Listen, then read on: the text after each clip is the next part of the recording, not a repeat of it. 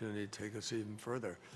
Brenda. Pentagon officials say the conference, a joint effort between the state and defense departments, gives Secretary Ash Carter a chance to lay out strategies to accelerate the coalition's campaign in Iraq and Syria. And the sooner we defeat ISIL in Iraq and Syria, the safer our countries will be.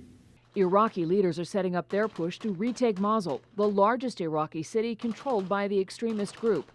Mideast analyst Michael O'Hanlon says he expects the strategy going forward will be multifaceted. Include special forces on the ground, air base options as potential alternatives to Incirlik, some degree of greater ground presence for humanitarian relief as we start to see safe havens or safe zones emerge.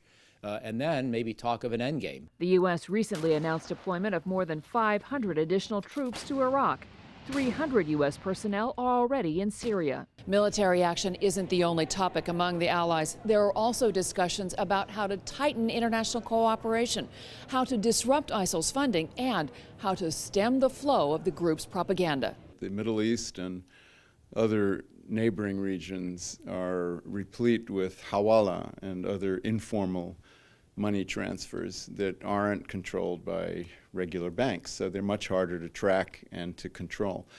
But I think that better customs enforcement across borders and better exchange of information, and also undercover and sting operations with combined efforts by different law enforcement and intelligence agencies, all of those things can really make a huge dent in terrorist financing.